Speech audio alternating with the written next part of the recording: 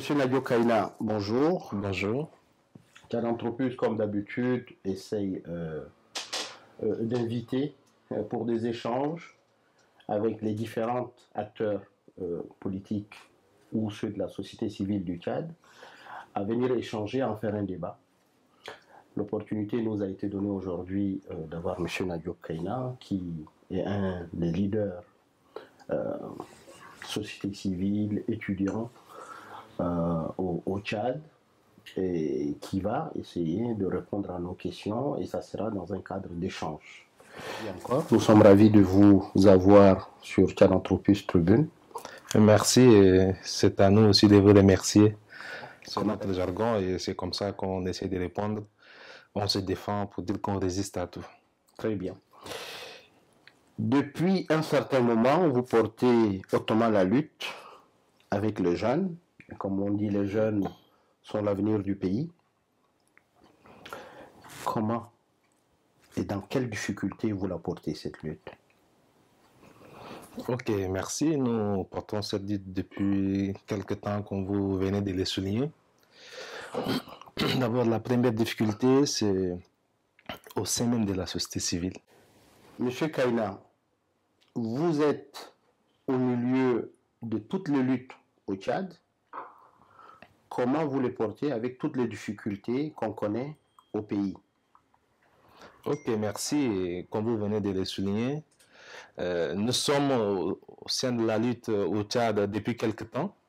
La première difficulté que nous rencontrons, c'est beaucoup plus au sein même de la société civile pour que les jeunes puissent aujourd'hui venir accompagner les aînés qui sont déjà depuis fort longtemps dans la lutte. Il a fallu qu'on puisse un peu clarifier les choses et faire comprendre à nos aînés qu'aujourd'hui, les jeunes viennent dans la lutte juste pour accompagner, pour apporter leur contribution. C'est en quelque sorte un complément. Mais les jeunes ne viennent pas dans la lutte pour la concurrence avec les aînés qui ont fait et qui continuent de faire un travail remarquable au sein de la société civile pour défendre l'intérêt général de tout le peuple tchadien. Et pour nous aujourd'hui, on considère cela comme un défi. Et le défi à relever, c'est amener le Tchad vers une bonne gouvernance, redorer l'image du Tchad, instaurer la paix sociale, la justice sociale au Tchad. Et nous considérons cela aujourd'hui comme un défi. Très bien. Nous savons très bien qu'avec le régime d'Idriss Déby, rien n'est facile. Et aucun cadeau n'est fait, que ce soit à l'opposition politique démocratique sur place, que ce soit aujourd'hui à la jeunesse. Et aujourd'hui, vous êtes à la tête quand même de l'UNET, si je comprends bien. C'est bien ça? Bien, jusqu'à preuve du contraire, il n'y a pas encore eu un congrès. Et c'est à l'issue d'un congrès qu'on change le président de l'UNET. Et dans mon cas, ce fut un peu exceptionnel parce que vous vous souvenez, en août 2015, lorsque j'étais président de l'UNET, je fus arrêté par le pouvoir en place juste pour mes prises de position et pour avoir dénoncé la situation des étudiants tchadiens. Et comme le gouvernement le procède toujours, dès qu'une personne essaye d'élever la voix pour dire ce qui ne marche pas, on essaye par tous les moyens d'écarter la personne. Et c'est ce qui fut fait. Et quand j'étais en prison, ils ont essayé à leur niveau de nommer, hein, il faut le dire concrètement, parce que ce n'est pas au gouvernement de décider avec qui nous allons travailler. Moi, je préfère qu'on puisse revenir plus tard, que ce soit dans quelles conditions on vous a amené en prison, oui. Qu'est-ce qu'on vous reprochait et comment on vous a libéré, puis les mêmes fois où vous êtes encore revenu en prison. Moi, je voudrais qu'on porte l'attention du public qui nous regarde sur les difficultés que vous rencontrez sur place. Les difficultés avec le pouvoir, comme nous le disons et nous ne cessons de le répéter, aujourd'hui, s'engager dans cette lutte, avant tout, c'est autant mettre sa vie en danger. Je le dis pourquoi? Parce que dès que vous vous engagez dans la lutte, vous êtes suivi, vous recevez des coups, des appels anonymes pour vous intimider, vous recevez parfois des menaces de mort. Et à tout moment, les gens vous contrôlent. Quand vous sortez, ne serait-ce que pour aller même présenter condoléances, les gens vous suivent. C'est comme si vous êtes devenu peut-être un terroriste, alors que nous agissons dans l'intérêt de tous les Tchadiens. Nous l'avons toujours répété. Nous ne cachons pas ce que nous faisons. Notre position, nous le disons haut et fort. Nous menons des luttes pacifiques. Nous n'avons pas besoin de se cacher pour faire quoi que ce soit. Mais nous avons compris que cette lutte aujourd'hui gêne énormément le pouvoir, parce que quand vous dites quelque chose qui va à l'encontre de ce pouvoir, vous méritez soit de la prison, si vous êtes étudiant, soit de l'exclusion de l'université. Si vous êtes fonctionnaire, peut-être on vous radie de la fonction publique ou on vous affecte dans des régions très très lointaines pour vous permettre de ne pas être en contact avec les autres, ou soit, voire même attenter à votre vie. Et comme je l'ai dit, chaque jour quand nous nous levons le matin, c'est vrai, nous sommes confrontés à d'énormes difficultés, mais nous faisons de notre mieux pour résister, pour pouvoir subsister. Parce que comme nous le disons toujours, et beaucoup le répètent, si on a survécu, c'est que l'on survivra. Très bien. Quels sont vos rapports aujourd'hui avec les partis politiques de l'intérieur ou encore la société civile? Au sein de la société civile, comme je l'avais dit au départ, c'était un peu difficile, mais aujourd'hui, nous nous sommes toujours rapprochés auprès des aînés pour bénéficier de leur expérience et pour leur dire, nous les jeunes, nous ne venons pas dans la lutte pour vous concurrencer, nous sommes juste venus pour apporter une contribution, pour accompagner ce que vous êtes en train de faire. Au départ, c'était difficile, mais avec le temps, nous nous sommes trop rapprochés, nous avons eu à mener des actions ensemble. Au sein aujourd'hui de la société civile, nos relations sont très bonnes et je crois que c'est pour même la première fois que beaucoup des leaders de la société civile parlent d'une même voix. C'est quelque chose que nous tenons aujourd'hui à saluer au sein de la société civile. Ben, avec les partis politiques, les chefs des partis politiques sont avant tout des citoyens tchadiens. Nous échangeons parfois avec eux en tant que citoyens, en tant que leaders politiques. Mais néanmoins, des discussions formelles entre l'opposition et la société civile, c'est encore des choses difficiles. Mais néanmoins, s'il y a des opportunités pour pouvoir se rencontrer et échanger, nous les faisons. Mais au sein de la société civile, cette dynamique s'est construite. Aujourd'hui, les gens se font plus confiance, les gens se mettent ensemble pour dire ce qui ne va pas, les gens se mettent ensemble pour travailler, pour faire des activités. C'est quelque chose que nous devons aujourd'hui saluer parce que depuis fort longtemps, ça a été très difficile de mettre tout le monde ensemble. Mais avec l'arrivée des jeunes, ça a facilité les choses parce que les jeunes n'ont pas de préférences. Ils travaillent avec presque tous les leaders, ceux qui existaient déjà depuis fort longtemps sur le terrain de la lutte. Ils n'ont pas de préférence pour tel ou tel. Ils travaillent avec tout le monde et quand il y a l'occasion de mettre tout le monde ensemble, les gens sont aujourd'hui ensemble pour lutter. Le régime vous a approché, c'est le même régime qui vous a envoyé en prison. Je vous laisse commencer par là où vous voulez, mais je préfère la case prison par après. Le régime vous a approché. Concrètement, dites-nous comment et pourquoi.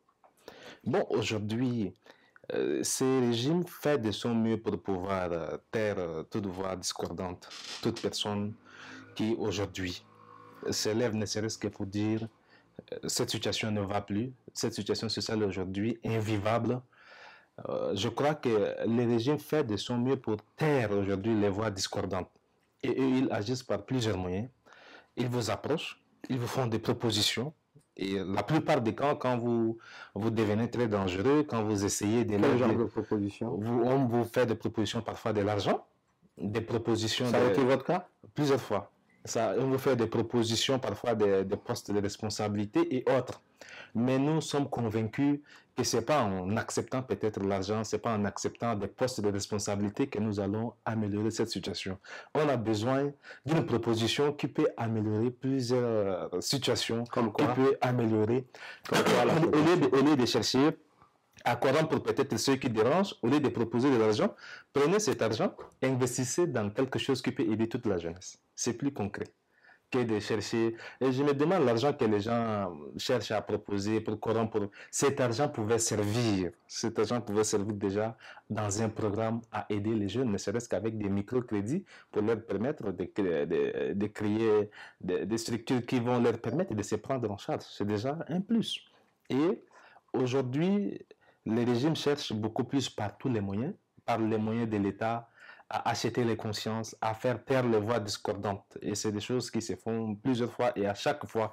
Et quand ils se rendent compte que vous êtes intraitable, c'est la prison. Il vous est arrivé aussi, quand le régime vous fait des propositions, de faire des contre-propositions, du genre alternance politique par exemple. Oui, comme je venais de le dire, nous le disons toujours, il ne sert à rien peut-être de faire des propositions à un individu, de lui donner peut-être de l'argent de responsabilité, ça n'arrange pas la situation. Les moyens qu'on met à la disposition peut-être de ces services pour pouvoir acheter les consciences, acheter les gens, ces moyens peuvent servir à être investis dans un programme quelconque qui peut apporter aujourd'hui un changement au sein de la vie sociale des jeunes. Aujourd'hui, les jeunes vivent dans une précarité totale. Et quand vous voyez peut-être des institutions aujourd'hui dissoutes telles que le FNDES, le FONAGE, qui sont censés donner peut-être des microcrédits aux jeunes pour aider les jeunes à vivre, à créer peut-être des projets, à œuvrer dans le sens d'avoir des microcrédits. Aujourd'hui, nous nous rendons compte que ces institutions sont créées juste pour faire des folklores et d'être des propagandes de campagne. Et pour nous, aujourd'hui, on dit que la jeunesse qui est fer de lance des sociétés ne doit pas seulement être un slogan de campagne. Parce que c'est au moment des campagnes électorales qu'on se rend compte que les gens s'intéressent beaucoup plus à la jeunesse.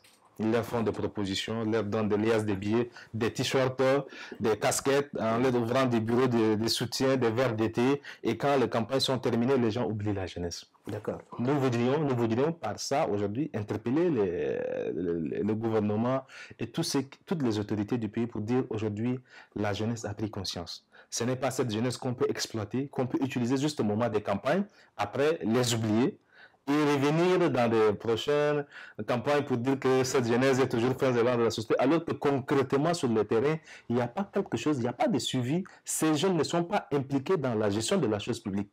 Ces jeunes sont systématiquement écartés quand il s'agit de la prise de décision. Aujourd'hui, la jeunesse tchadienne constitue plus de 70% de la population au Tchad.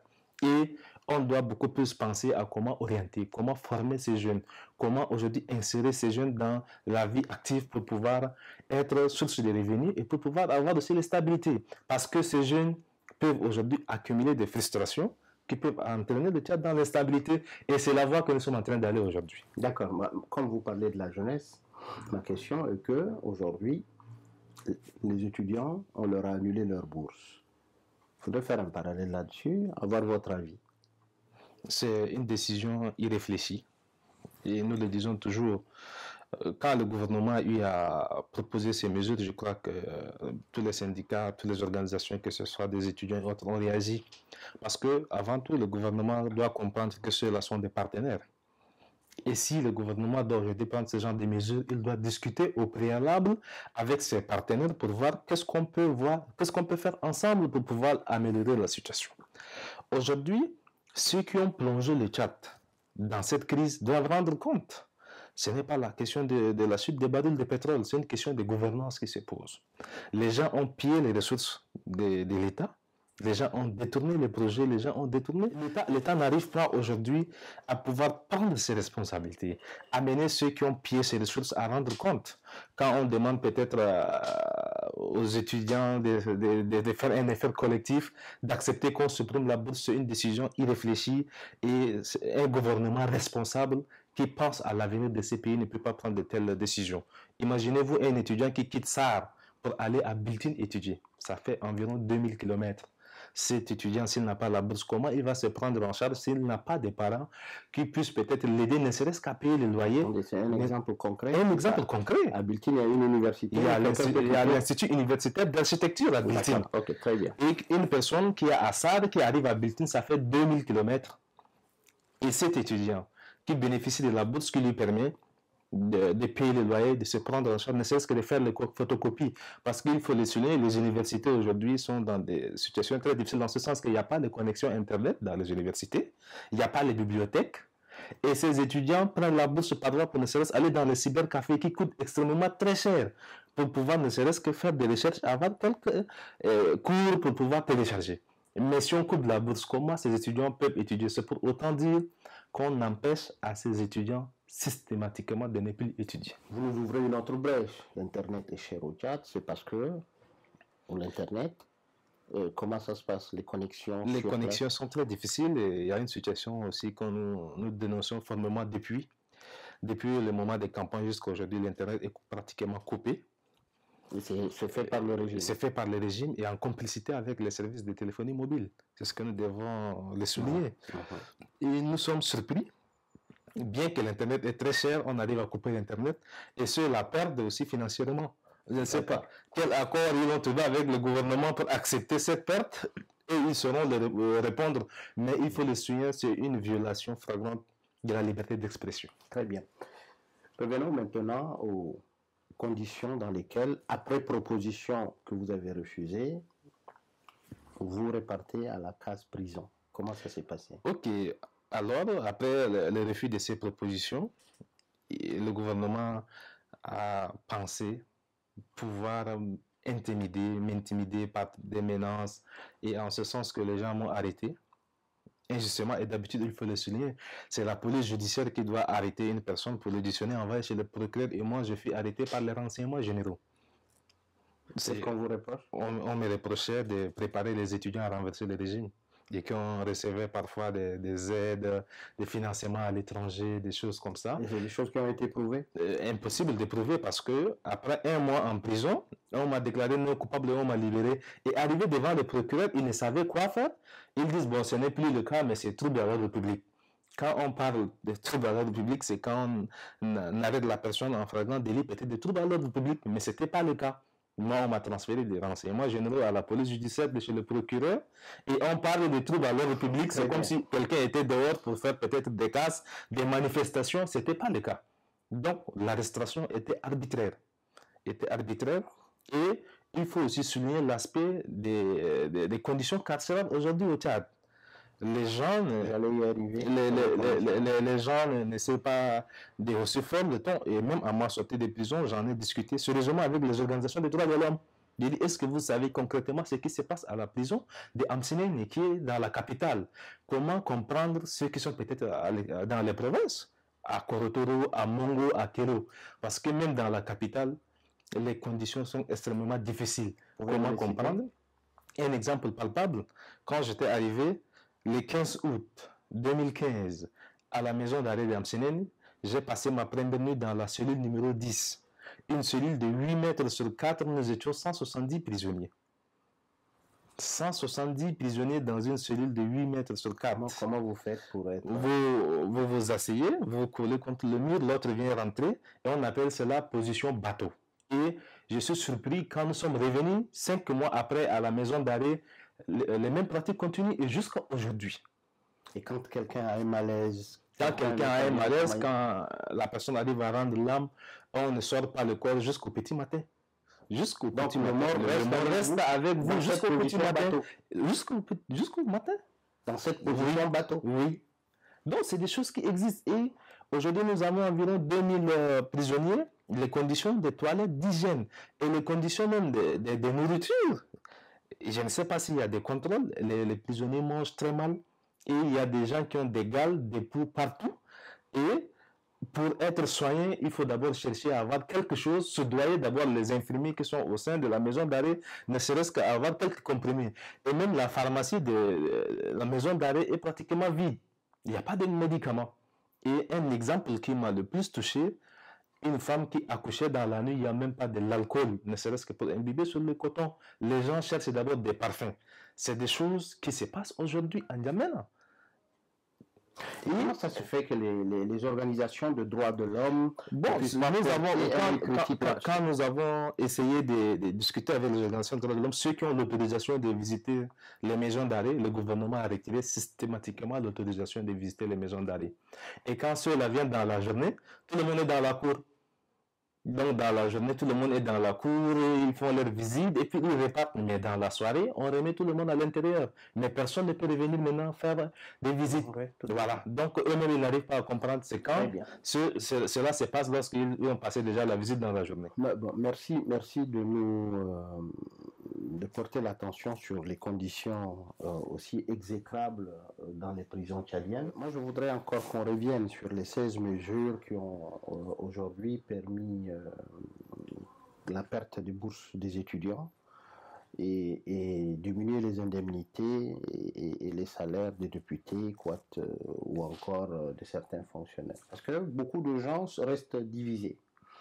On comprend bien, les gens du MPS, etc., c'est parce qu'ils trouvent que leurs prérogatives, c'est des gens qui vivaient au-delà du normal, c'est normal. Mais pour le fonctionnaire, qui ne vit que difficilement, et l'étudiant, comment ces 16 mesures sont ressenties à l'intérieur? Ok, merci. Je crois que pour reprendre les termes de l'Union des syndicats du Tchad, la plus grande centrale syndicale au Tchad, il dit si le gouvernement maintient ces mesures, nous allons dialoguer prochainement dans la rue. C'est pour dire que l'exaspération a atteint son paroxysme. Les gens n'en peuvent plus. Aujourd'hui, je crois que la société civile, dès le départ, avait fait des propositions au gouvernement. Il faut faire l'audit des régies financières. Il faut chercher à assainir la gestion publique. Il faut traduire systématiquement ceux qui ont détourné à la justice pour pouvoir rendre compte et décourager ceux qui vont tenter peut-être prochainement de détourner. Le gouvernement, entre-temps, a qualifié ces leaders de la société civile des agitateurs, des gens qui troublent l'ordre public. On a préféré plutôt envoyer ceux-là à la justice. Et curieusement, un mois après l'investiture, c'est le gouvernement lui-même qui reconnaît aujourd'hui que le Tchad est en crise et que la situation ne marche pas. Pourquoi le Tchad est arrivé aujourd'hui à un pays qui est en banqueroute? Aujourd'hui, on peut prendre 100 mesures. Je vous assure, ces mesures n'apporteront aucun résultat parce que c'est une question de gouvernance, c'est une question de rigueur dans la gestion de la chose publique. Donc, ces mesures sont irréfléchies. Et si le gouvernement doit aujourd'hui prendre conscience de la gravité de la situation, il peut discuter, dialoguer sincèrement avec ses partenaires qui sont les syndicats. S'asseoir ensemble, trouver une solution, comment sortir ces pays de l'ornière. Mais si le gouvernement persiste à maintenir ces mesures, la discussion se fera dans la rue et quand c'est dans la rue, vous connaissez la suite. D'accord. Écoutez, ces mesures quand même, selon la conférence de presse du ministre SGG, M. Sabra Abdoulaye, disait quand même que le gouvernement, grâce à ces mesures, pourrait récupérer dans les 400 milliards de francs CFA. Les calculs sont faits, je ne sais à base de quoi. Mais est-ce que, si réellement, par ces mesures-là, le Tchad peut faire de l'économie dans le sens reculé pour mieux sauter, pourquoi vous, au niveau des organisations, vous ne les saluez pas? Où est-ce que vous voyez le vice? Le problème, c'est quoi? Ces mesures ont été prises d'une manière unilatérale, sans discussion au préalable avec, en fait, c'est ça ce qui avec les syndicats. Mais ces mesures ne peuvent rien apporter comme solution. On peut aujourd'hui avoir les 400 milliards, mais ces 400 milliards seront détournés. C'est une question de mauvaise gouvernance qui se pose. Aujourd'hui, on ne peut pas sacrifier l'avenir de ce pays qui est la formation des jeunes au nom des mesures, tout en sachant que 400 milliards n'est rien pour ce gouvernement. Il y a des individus qui ont détourné au-delà de 400 milliards. Ces individus, Déby les connaît très bien. Il connaît qui a fait quoi, qui a détourné. Il peut demander sagement à ses camarades, à ceux qui l'entourent, qui ont détourné, de ramener l'argent, c'est tout. Donc, on ne peut pas aujourd'hui accepter que les pauvres étudiants, les pauvres fonctionnaires puissent payer le prix de la mauvaise gouvernance, de la mauvaise gestion de ces régimes. Et il y a quelque chose que nous devons relever. Nous sommes surpris que depuis que le gouvernement a pris ces régimes, c'est le ministre LGG qui est toujours devant les journalistes pour parler de ces régimes. Mais où est passé le porte-parole du gouvernement? Finalement, au Tchad, les gens confondent tout. Le SGG qui devient le porte-parole du gouvernement, alors que... Mais finalement, il faut que les gens essaient de nous dire clairement qu'est-ce qui se passe. Est-ce que c'est dans la prérogative de ces SGG aujourd'hui de parler au nom du gouvernement au moment où il y a un porte-parole du gouvernement? Donc, le gouvernement doit aussi prendre... Aujourd'hui, les gens doivent penser plutôt que c'est une question de gouvernement et non une question d'individu. Nous nous rendons compte que c'est plutôt des individus au sein du gouvernement qui s'approprient ces mesures. Parce que c'est les mêmes personnes qui viennent toujours parler de ces mesures alors qu'il y a des gens censés parler de cela. Ça fait un moment que vous travaillez avec la société civile sur le terrain. Malgré les difficultés, vous continuez le travail. Est-ce qu'il y a un éveil de conscience? Ok, je crois qu'aujourd'hui, au sein même de la société tchadienne, il y a un éveil de conscience en ce sens. Il faut le souligner, hein, depuis presque plus de 2 décennies, les politiciens ont divisé le peuple tchadien sur des bases religieuses, sur des questions, surtout ceux qui au Tchad le savent, nord, sud, chrétiens, musulmans. Et les politiciens ont divisé les gens ne pouvaient pas s'asseoir ensemble pour pouvoir discuter, chercher à sortir le pays de cette crise, de cette situation grave dans laquelle il se trouve aujourd'hui. Mais aujourd'hui, la société civile a eu à travailler sérieusement avec la population. Vous avez vu l'exemple, non, vous avez vu l'exemple de la ville morte de février 2016. Du nord au sud, chrétiens, musulmans, tout le monde a respecté. Les gens, pour la première fois, il faut le souligner, au Tchad, quelque chose a marché d'une manière globale entre tous les fils du Tchad. Les gens ont mis de côté leur appartenance religieuse, leur appartenance ethnique, et ils se sont mis ensemble pour envoyer un message très fort à ce gouvernement pour dire aujourd'hui ça ne va plus. Ce n'est plus une question de musulmans chrétiens, ce n'est plus une question de nord-sud. Les Tchadiens se sont mis ensemble aujourd'hui dans les dynamiques de la société civile pour dire à ces régimes que ça suffit, on en a marre. C'est quelque chose à saluer, comme je l'ai dit au départ, tout comme la cohésion au sein de la société civile. Aujourd'hui, tel que dans le mouvement de jeunes, le mouvement citoyen INA, c'est un regroupement de tous les jeunes de différents horizons. La société civile a réussi aujourd'hui à unir le peuple tchadien autour d'un mot qui est le régime de MPS, le régime de Déby. En 25 ans de pouvoir, c'est bientôt 26 ans, ce régime n'a pas pu répondre aux attentes du peuple tchadien. Ce régime a échoué dans presque tous les plans. Et unanimement aujourd'hui, les Tchadiens ensemble veulent le changement. Et c'est quelque chose qui est à saluer parce qu'avec peu de moyens, avec l'engagement, malgré les intimidations, les menaces, la société civile a pu quand même travailler sérieusement à la base avec la population et il y a levé des consciences qui se voient parce qu'aujourd'hui, partout, dès qu'il y a quelque chose, les gens essayent de décrire et les gens disent que quelque chose s'est passé dans telle zone du nord au sud. Pour dire franchement, la situation ne tient plus. Vous parlez d'un régime qui aujourd'hui, quand il est acculé, et le dit haut et fort, c'est nous qui avons amené la démocratie. La démocratie aujourd'hui, même si ces régimes se targuent le fait d'avoir amené la démocratie, et après 26 ans de pouvoir, quand j'écoute le président Déby dire que j'ai pris le pays à terre et après moi ça serait le chaos. C'est un aveu d'échec. Parce qu'en 26 ans, il n'a pas pu asseoir une institution très forte pour continuer la démocratie. En 26 ans, il n'a pas pu préparer les Tchadiens à une alternance. Et par cette déclaration, pour moi, Déby dit j'ai échoué en 26 ans.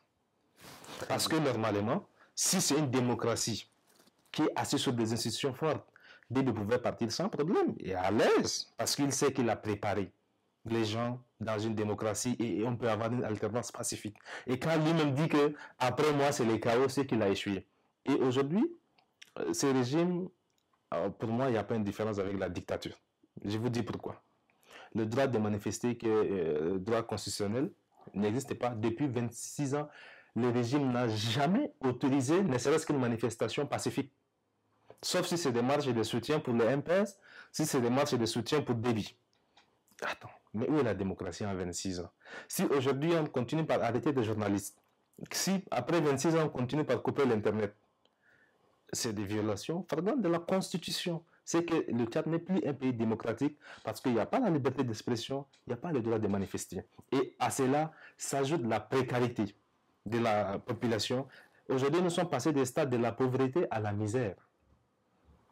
Comment comprendre qu'après 26 ans de soi-disant de démocratie, il n'y a pas la justice au Tchad? Cette justice sert plutôt à réprimer ceux qui disent, ceux qui ont des voix un peu contraires au pouvoir en place. Cette justice permet plutôt de réprimer les leaders de la société civile. Cette justice permet plutôt de réprimer les étudiants lorsqu'il y a des manifestations pour réclamer ne serait-ce que les meilleures conditions d'études. Cette justice omet des hommes politiques pour des règlements des comptes. Aujourd'hui, le pauvre citoyen tchadien ne peut plus faire confiance à la justice. C'est pour dire que c'est un échec total. On n'a pas pu asseoir la justice. On n'a pas pu asseoir la bonne gouvernance. Donc, aujourd'hui, sincèrement, si Déby est conscient de la situation avec son système, hein, il faut qu'il puisse prendre conscience et dire au peuple tchadien, je demande pardon parce que j'ai échoué et il doit rendre le tablier. Parce que lui-même, si je l'écoute, il est dépassé parce que une fois, il demandait à ses collaborateurs pour leur dire, s'il vous plaît, arrêtez de voler. Et quand un président arrive jusqu'à ces stades pour dire, s'il vous plaît, c'est qu'il est dépassé. Parce qu'il ne peut même pas prendre des décisions courageuses, ne serait-ce que dire à ses collaborateurs, en tant que chef de l'État, je vous dis, arrêtez de voler. Mais il dit, s'il vous plaît, c'est qu'il est dépassé. Et nous sommes arrivés à un niveau où, aujourd'hui, ce système est dos au mur. Il y a une seule porte de sortie qui les reste. S'ils veulent sortir par la grande porte, ils démissionnent avec son système. C'est la seule porte de sortie qui lui reste. S'il refuse, il sortira, mais par la petite porte. Écoutez, on vous a assez entendu là-dessus et je pense que les mots sont tellement forts et cela résume en lui-même ce qui se passe dans le pays et vous le narrez tellement bien. Vous êtes en France depuis quelque temps. Qu'est-ce que vous avez fait concrètement? Bon, je crois que avant de répondre à cette question, je tiens à saluer sincèrement le travail qu'aujourd'hui les journalistes, surtout ceux de la diaspora du Tchad, font pour pouvoir améliorer aujourd'hui la situation au Tchad. Et je cite par là aussi Tchad Anthropus et à saluer presque tous les activistes parce que quand il y a des choses au Tchad, les gens n'hésitent pas rapidement, ne serait-ce qu'à informer l'opinion internationale sur ce qui se passe au Tchad. Et comme moi je l'ai dit aujourd'hui, les défis aujourd'hui pour la société civile, pour l'opposition démocratique, pour ceux de la diaspora, c'est l'unité. C'est l'unité d'action. Et je crois que c'est un apport non négligeable qu'aujourd'hui ceux de la diaspora apportent dans la lutte. Et il faut le dire honnêtement, c'est ici l'occasion de les remercier. Et je crois que mon passage à Paris consiste beaucoup plus à échanger de vive voix avec tous ceux-là, sans exception et sans préférence, à tous ceux qui apportent leur contribution pour le changement au Tchad. Et le message que moi je l'ai dit, s'il vous plaît les amis, Déby nous a gouverné pendant 26 ans avec son système. C'est parce qu'ils nous ont divisés. Mais si nous-mêmes nous voulons aujourd'hui le changement et qu'il y a des divisions en nos seins, quel message nous apportons à ce régime? Oublions nos intérêts personnels, oublions nos intérêts égoïstes, mettons-nous ensemble pour pouvoir apporter un changement radical au Tchad dans l'intérêt de tous les fils du Tchad. Et j'ai eu à échanger presque avec tout le monde et c'est le même message. Chacun peut apporter sa pierre de contribution pour aller vers le changement au Tchad. J'ai échangé avec les activistes, j'ai rencontré des organisations de la société civile telles que Amnesty International, Survie, Tournons la page et plusieurs d'autres pour leur expliquer de vive voix concrètement qu'est-ce qui se passe, qu'est-ce que nous faisons sur place au terrain et qu'est-ce que nous pouvons faire ensemble pour aller vers ce changement tant attendu. Et je crois que ces échanges nous ont permis d'aller aussi à l'Assemblée nationale, discuter aussi avec un député et si possible rencontrer aussi des hommes politiques français pour essayer de faire un plaidoyer pour qu'aujourd'hui, nous le savons tous, la France ne doit pas, au nom de la lutte contre le terrorisme, oublier les valeurs de la démocratie, qui sont la liberté d'expression, le droit de manifester et autres.